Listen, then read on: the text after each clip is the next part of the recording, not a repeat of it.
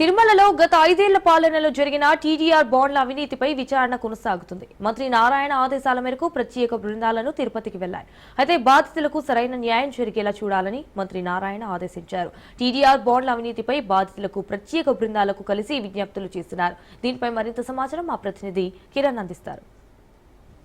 గత 5 ఏళ్ల పాలనలో ఏదైతే తిరుపతిలో డెవలపింగ్ పేరుతో మాస్టర్ ప్లాన్ రోడ్లు నిర్మించారు. అయితే ఆ రోడ్లలో ఎవరైతే జాగాను కోల్పోయిన వాళ్ళందరికీ కూడా టీడీఆర్ బాండ్లు ఇస్తామంటూ కూడా గతంలో చెప్పిన విషయం తెలిసిందే. అయితే ఈ టీడీఆర్ బాండ్లకు సంబంధించి గతంలో పూర్తి స్థాయిలో అవకతవకలు జరిగాయంటూ కూడా చాలా ఆరోపణలు వచ్చాయి. అయితే దీనికి విజయవాడ నుంచి ఒక స్పెషల్ ఆఫీసర్ కూడా వచ్చి దీన్ని పూర్తి స్థాయిలో అందరికీ న్యాయం చేస్తామని చెప్పేసి కూడా వాళ్ళందరినీ ఎవరైతే నష్టపోయినారో వాళ్ళందరినీ పిలిపించి ఇక్కడ న్యాయం చేసేదానికి కమిషనర్ ఆఫీస్లో వాళ్ళందరితో మాట్లాడుతున్నారు శ్రీనివాసులు అడిషనల్ డైరెక్టర్ గారు.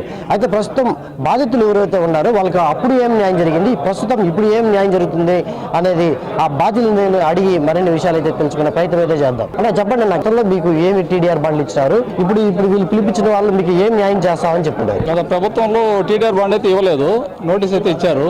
2022లో డిసెంబర్లో ఇచ్చారన్నమాట నోటీసు.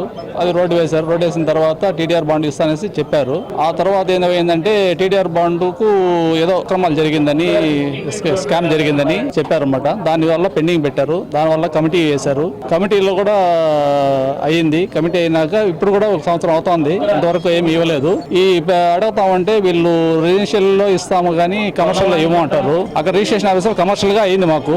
దాని ప్రకారం అయితే వీళ్ళు ఇవ్వననేసి గట్టిగా చెప్తున్నారు. కొంతమంది బాధితులు ఉన్నారు, వాళ్ళని మాట్లాడించే ప్రయత్నం చేస్తారు. అలా చెప్పండి అన్న, మీది ఎక్కడ వచ్చింది రోడ్డు, మీ ఇల్లు, మీ జాగా ఎక్కడ ఉండేది, ప్రస్తుతం అప్పుడు గత 5 ఏళ్ల పాలనలో ఏం జరిగింది, ఇప్పుడు వీళ్ళు వచ్చిన తర్వాత మిమ్మల్ని పిలిపించినట్టున్నారు, అసలు ఏం జరుగుతుంది? మాది చింతలచేని పరిధిలోని 623 సర్వే నెంబర్లో ఉంది ప్లాటు. 80 అడుగుల రోడ్డుకి పోయింది. అయితే గత ప్రభుత్వంలో మాకు నోటీసులు అయితే ఇచ్చారు కానీ టీడీఆర్ బాండ్లు అయితే ఇవ్వలేదు.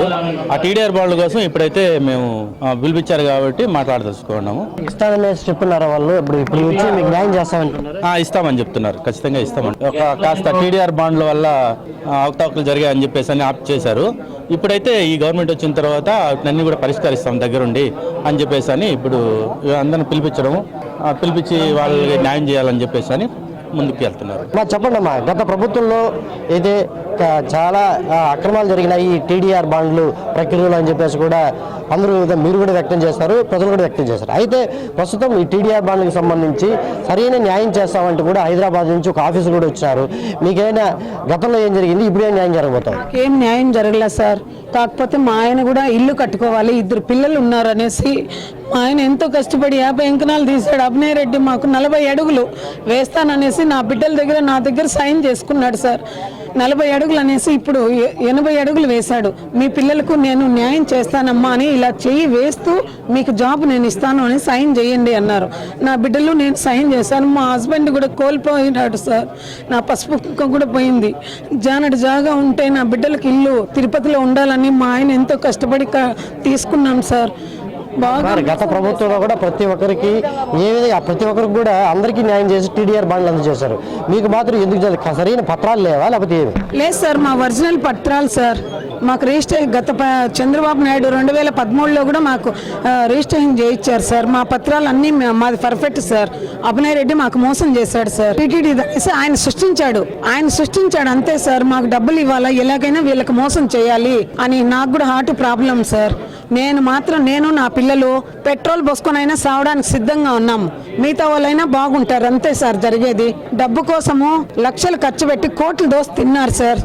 భాగంగా కొన్ని జరుగుతూ ఉంటాయి, రోడ్లు పోతా ఉంటాయి. మీరు తీసుకున్నారు బాగానే ఉంది, డెవలప్మెంట్స్ కోసం తీసుకున్నారు, దానికి తగిన న్యాయం చేయండి. మాకు టీడీఆర్ బాండ్లు ఇచ్చేసి మేము ఈ కూటనీలకు అమ్ముకోవాల్సిన అవసరం మాకేమిది? మా సైట్కి మాకు ఇప్పుడు మేము కూడా ఆమె చెప్పినట్లు నేను కూడా సింగిల్ పేరెంట్ని, కష్టపడి చెన్నైకి వెళ్ళి సింగిల్ పెన్ని లేకుండా కష్టపడి పైకి వచ్చాము. పిల్లలు నాకు ఎన్నో అవసరం అంటే నేను ఇప్పుడు రిటైర్డ్ స్టేజ్లో ఉన్నాను. నేను ఇంకా కష్టపడలేదు. ఏదో మా అమ్మ వాళ్ళు ఇచ్చిన దాన్ని పెట్టుకొని ఏదో బ్యాంక్లో వేసుకొని ఉండి చేసుకోవాల్సిన పరిస్థితులు ఉంటాయి. అందరూ దానిపైన ప్రాపర్టీస్ ఎందుకు పెట్టుకుంటారు? ఫ్యూచర్లో యూజ్ అవుతుందనే కదా. ఇట్లా అన్యాయంగా మీరు దౌర్జన్యంగా తీసేసుకొని అన్యాయంగా ప్రజలకు ఏమైతే ఏముందనే దీంట్లో ఉంటే మేమేం చేయాలా? కరెక్ట్ అయిన ఆధారాలు, కరెక్ట్ అయిన ప్రూఫ్లు ఉంటే ఖచ్చితంగా వాళ్ళకి కమర్షియల్ కిందకి రావాలంటే కమర్షియల్ కిందకి, అదేవిధంగా రెసిడెన్షియల్ కిందకి రావాలంటే రెసిడెన్షియల్ కిందకి ఖచ్చితంగా కట్టిస్తామని చెప్పేసి కూడా వాళ్ళు చెప్తున్నారు. అయితే బాధితులు కూడా ఆశిస్తున్నారు ఖచ్చితంగా మాకు న్యాయం జరుగుతుంది ప్రభుత్వంలో అనేది. మరి వేచి చూడాలి, ఎంత మాత్రం వీళ్ళకి న్యాయం జరుగుతుంది అనేది మాత్రం వేచి చూడాల్సిన పరిస్థితి కనిపిస్తుంది. కన్నవర్ష రమణతో కిరణ్, రాజ్ న్యూస్, తిరుపతి.